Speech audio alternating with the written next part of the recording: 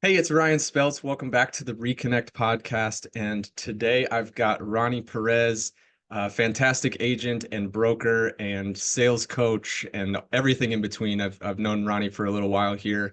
And Ronnie's purpose, as he defined before the show, is to win. And I love that you started Oh, with that. As a broker or sales coach, my aim is to use my expertise to be as competitive as possible in achieving maximum success. And there I you go. know that is definitely true of you, Ronnie. So tell us how you kind of developed that, whether it was through life experience or work experience or however it came through. How'd you develop that as a purpose?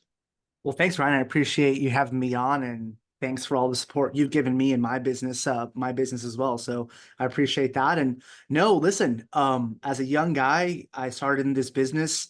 I had the support of a great broker, Robert, who helped me do a lot of great things and learn. And the biggest thing I will say is that my mission's always been to win. I want to find a competitive advantage. I wanted to find my unique voice as a realtor, as a broker, and now running a team, running a sales team, and as a sales coach, I'm trying to help agents and loan officers, anybody in sales, win. And I think we were talking a bit before earlier. In this market, you have to improve your skills to win. You have to learn new skills. You have to acquire new skills. You have to invest in yourself, invest in new skills, maybe new technology to win. And that can be scary. But the biggest thing I want to do is help agents, teams, people win.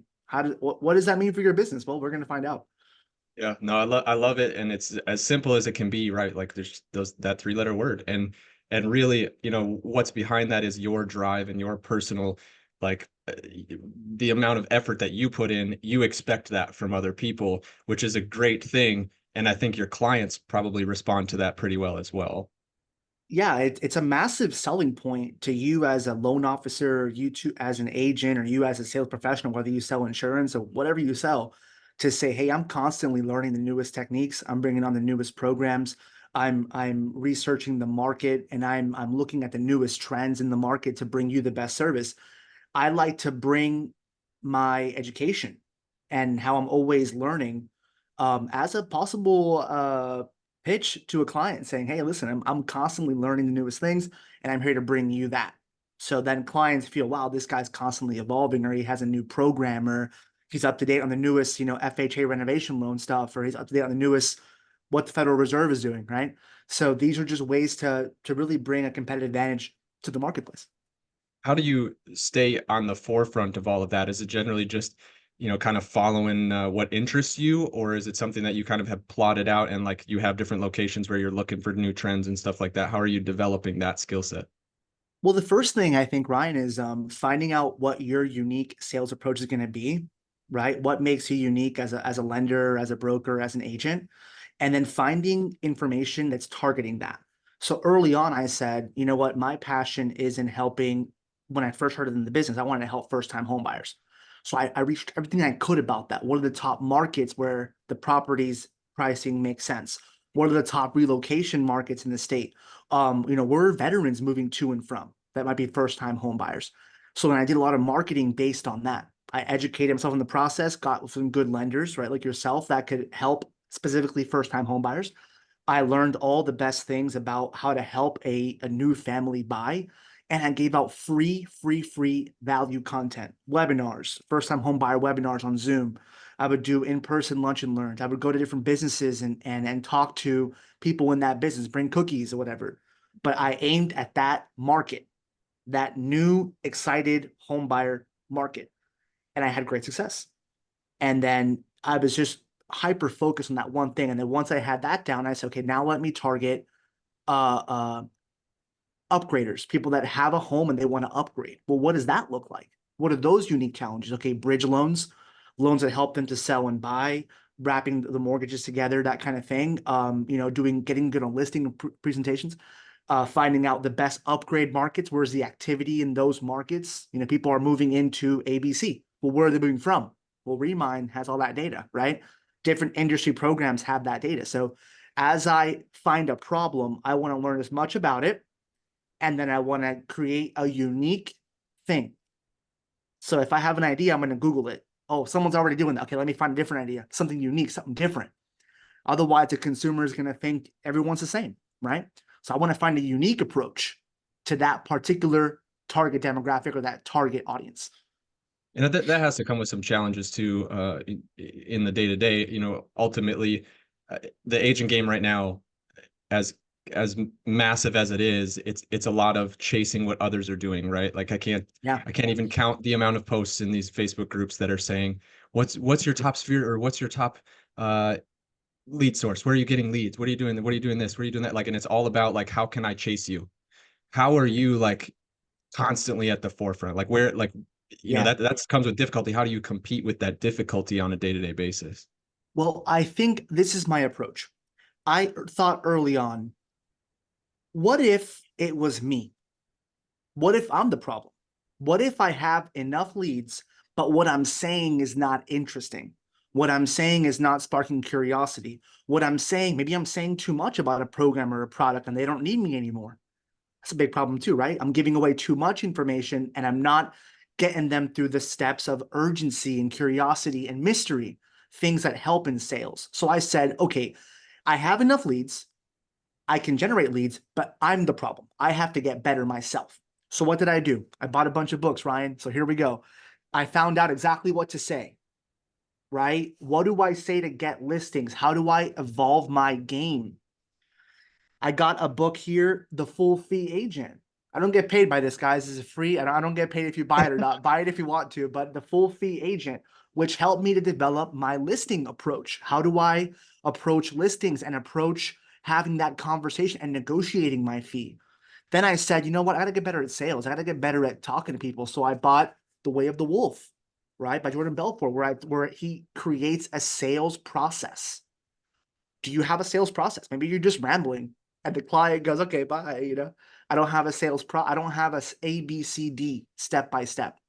Then I said, you know what? Millennials, 30-year-olds, people that are on social media, Instagram all the time, we probably have a lot of sales barriers, sales resistance because we're getting bombarded with ads. How do I sell to young people? Here we go. The New Model of Selling by Jeremy Miner. So I educate myself, man. Then I build these scripts out. And when you're new, you got to have stuff printed out. So I built out all my scripts. I built out my pipeline. And then if I get an objection, I've got my objection handlers. So I build everything out to make every lead opportunity a win. And when I focused on conversion, not the amount of leads, but what if I only had 20 leads? But I'm saying the wrong things. I will only convert 2. But if those 20 with a laser focused game plan, with good tonality, with the right kind of questions, Ryan, open-ended questions that are going to spark curiosity, spark excitement, right? Build that trust and relationship. Well, those 20 leads turn into 7 conversions, not 2 conversions. So I really had to better myself.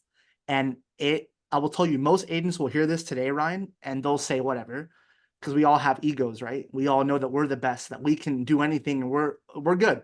No, I challenge you to look and say, is what I'm saying the right thing? Sure, it could be right, but is it the best way to give that message to get something from that lead, to get them to have some urgency, curiosity, and excitement to work with me and not my competitor? That's my biggest message I can say to agents. Improve yourself, because you can get leads, but when you improve yourself, the conversion is going to be much better. Yeah, that conversion piece is now so huge. We've been going through a market that hasn't been friendly to a lot of people, right? And I think I've said it on the last 5 episodes of this, but 49% of the market closes 1 or 0 deals as an agent, and that creates a lot of problems for agents. They can't survive, and they're, where do we get more leads? Where do we get more leads? And like you, excuse me, I'll pause it for a second. Have that protein bar. All right. 3, 2, 1. And that creates a problem, right? Because they're always asking, like, where do we get more leads? Where do we get more leads? And like you said, it's not about having more leads. You probably have enough leads. Just work the leads that you have better and be better at the conversion piece, or Absolutely. interact with your database better. Like, people are like, besides sphere of influence. Well, why are we dismissing the sphere of influence? Like, let's focus on that. Those are the people that Exactly. already know you. Well, listen, let me ask you that question. That's a big topic. Why dismiss your sphere? Maybe we dismiss our sphere because we have our own issues. For example, I don't want to seem like I'm asking my friends and family for money. Well, guess what, guys? There's again, if you practice your game and you develop your skills, you'll learn that it isn't always about them. You're gonna get good conversion from people who what? Know, like, and trust you. That's your sphere. But remember, you're not pitching to them. You're pitching to people they may know, people they may want to help. And if you have established yourself as a really cool guy, a professional in your field, and you say, "Hey James, how are you? Hey James, I saw that you just had that baby. Oh, fantastic. How's that?" Have a genuine conversation. You know, be genuinely interested. I saw Ryan, you're on vacation, in Puerto Rico. That's fantastic, Ryan. Hey, let me ask you a question. I have a new program for ABCD, first time home buyer, a new loan, whatever. Would you happen to know someone who might benefit from that? So if it's them, they'll say, yeah, me. But if it's not them, they'll think about who could benefit. So that's the hook. Then I gave my offer, right? But guess what? Now I'm going to give them the reward. And by the way, John, if you want to send me your address, I have a couple of gifts I send clients and people like that. I want to send you my one of my VIP program card. I have a little card. It's a VIP pro. It's plastic, super nice, and it has discounts and rewards for Chili's, Chick-fil-A, Medieval Times, restaurants, and it's a nice little plastic card, right? It has all my info on it. And I want to send you my VIP card. It has exclusive promotions for stuff to do in Orlando with your family. Oh, great. My address is this. Great. Thank you. And now I'm rewarding the action of a referral. And building those connections little by little, you will be surprised how many free leads you can generate just by keeping your friends and family rewarded for referring you customers. Yeah, one of the things I think that you mentioned there of going back to where you're saying like people have this thing inside of them of not asking for money. I think one of the other hurdles that comes with that is they don't think they're good enough to work for their friends and family. They're afraid that something's going to get screwed up and that relationship gets messed up. But then they go on social media and they say, I'm the best agent in the area. You need to work with me for the people that don't know them personally. Exactly. And it's almost like you're speaking out of both sides of your mouth. And it's that piece of, just not being able to have the skill set that takes them far Yeah. enough. Well, And it's so difficult for people to get past that ego piece of like, if you're the best, then be the best. yeah. Prove it. Well, Ryan, I don't know how much you see with the agents that you employ, the sales staff you employ, people that you interview, but when you're new, I would advise anyone new, take the cut. Pay the extra split to get really good training, invest in yourself. Some brokers have different splits, right? When in commission sales, and some that have to train you, they want a little more. Find out if that training is worth it, but really develop yourself because you're right. If you have a natural aversion to letting your friends down, but you're going to let a stranger down, you know, I need to invest in tools to make me better so that I can help everyone and I feel confident in that sales process. When I first started, I will tell you, I started at a brokerage that was a really cool guy. I appreciate him. It was 100% commission brokerage. I got almost no training and support. Then I met one of team leader Dan, who was fantastic. Trained me, taught me, and Ellie trained me and taught me, and really made me a good sales agent. I did not mind paying them more commission. Why? Because I was learning, and that's what I tell people. Find someone who's going to be on your team to teach you. You'll go out of that phase. You'll make a bunch of sales. You'll get there, but it's not going to be money up front. You don't know anything. You don't deserve that money. You can't earn that money. You can't close those deals. Take the pay cut, find a good mentor, learn, do transaction volume, and eventually you'll work your way to owning your own business or owning your own brokerage or being your own broker or getting out of wholesale. Whatever it is, you'll earn that. But that comes to experience, I would say. Absolutely. Yeah. And I think, you express that experience, and especially with the books that you just mentioned, there's so much power in those books. I think I've read almost all of the ones that you mentioned. And it's just once you start to develop those language tracks and the word tracks, even just in your everyday life, like one of my favorite things, and it's the Rene Rodriguez concept, is he's like, why do we answer the questions we're asked? And it's like somebody will ask you like who you are, and you're like, oh, I'm Ryan, I'm a mortgage broker. Who's remembering that? Not Yeah. one of the people you meet, right? You go meet, 50 people at a sales event, and no one's gonna remember your name. But if you go back and you tell them a story about your childhood, and that turns into why you became a mortgage broker, now you're sticking, and that Exactly. evolves purely from those word tracks, being able to speak without having to worry about saying or ah or it or all of the in between stuff, and being able to just flow that out. That skill set piece But is super important. that's human nature, right? We're not attracted to the boring facts. If we were, everyone would be scared that we have all this national trillion dollars in debt. What we're attracted to is the stories, the headlines, the fear, anxiety, love, emotions, stories. This is what attracts us, right? And what attracts humans to things. If I can talk to, let's say, a customer or a client, and I can say, well, Ryan, wouldn't it be great for you to be able to walk into a nursery, to your baby's nursery, and he has his own space to sleep? You know what I'm saying? We're not hearing all that crying. Right now, that baby's in the living room because you don't have enough space. So let's talk about that. What does that really mean to you? What does it cost to you? Let's talk to XYZ about getting that funding package so that we can, the pre-approval so we can see about getting you some more space. That's getting better than, hey man, the houses are this, the fact is that the house prices are going up. Who cares? Right? I care about that customer. What is his end state? What is his end result? How can I help him achieve his goals, his dreams? What are his motivations? Many times we're looking at the product, you know? How many LOs do you have that are focused on the application, only on the application? Well, someone's not going to be willing to fill out the application if they don't trust you, right, Ryan? You're giving a social security number, you're giving income documents, you're giving. So I tell loan officers, hey man, make it about the end state. Help them understand that you're going to help them fund their dreams, help them fund their beautiful home. Make it about that final destination, and they'll be more willing to comply with the paperwork and the application. Same thing for any sales job. Why do they put you in the car when you walk into the lot? They want you Yeah. to feel the drive, feel the chair, look at the GPS. Then you end up buying the car. I would tell mortgage and housing professionals, have them picture that end state, and they'll be willing to comply, and they'll trust you because you're getting to know them on a personal level.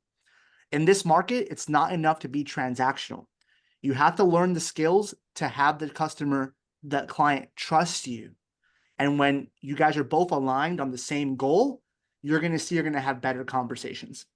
Yeah, and that comes down to asking those better questions and having those word Yeah. tracks, like like you're mentioning in those books. Exactly what to say was a life changer. Like literally, like I listened to it in an Audible, and I think I crunched it at two, or it's 2x, and then I listened to it like 4 times in a row because I was like, this is that good. Like. Write down your top 10, you print them out, and you are on the phone. I'll give you a little hack.